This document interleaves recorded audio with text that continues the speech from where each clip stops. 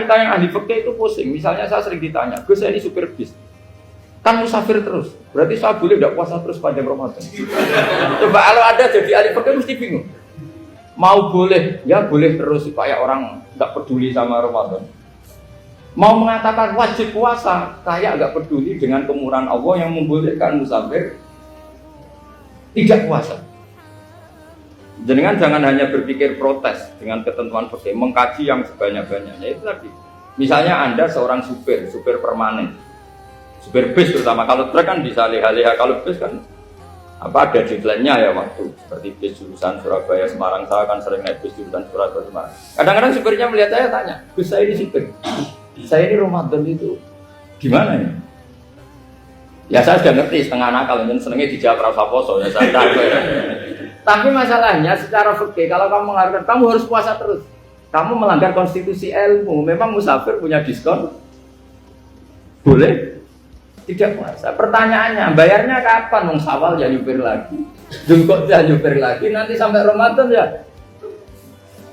Nah terus, ya pas kamu cuti, biasanya cutinya pas sakit, boleh diskon lagi karena sakit. Coba. Nggak, andai kan ada jadi ahli fikih milih zaman. Lo kalau orangnya soleh terus kayak ustadz di sini kayak dosen UI kan, masa dosen UI Universitas Islam nggak Islami kan nggak mungkin. Mungkin memilih poso kan. Masalahnya ini kan hukum untuk orang kebanyakan, nggak boleh hukum musuh gak kuat. Sahur jam 3:30 ngombe vitamin pokoknya harus kuat. Itu udah hukum, itu saran. Hukum itu beda dengan saran. Hukum itu hanya berpijak musafir itu boleh store.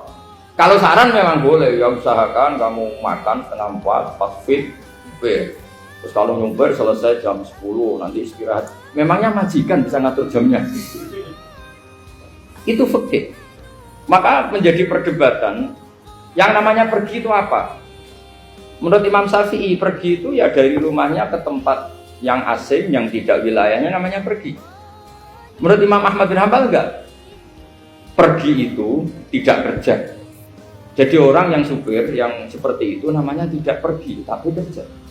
Tanyakan ke publik, misalnya jenengan ke UI, istri kamu atau suami kamu ditanya, istri kamu kemana? Kira-kira jawabnya bilang pergi jalan-jalan atau bilang kerja? Kerja. Makanya kata Imam Ahmad bin Hanbal, mudi mustafar atau orang yang berprofesi, yang profesinya memang harus pergi, kayak traveling atau supir, maka itu namanya tidak pergi, namanya itu kerja. Karena apa? Sekali distatuskan pergi, maka ikut status yang dikatakan Allah dan Rasul, dapat diskon, boleh tidak puasa. Maka terus kita debat tentang definisi. Nah, definisi ini penting karena yang menjadikan hukum rubah itu definisi. Makanya kalau mudi musafar itu namanya orang pergi atau orang kerja? Orang kerja. Maka menurut pikirannya Imam Ahmad bin Hanbal, seperti itu harus puasa karena dia adalah pekerja, bukan musafir.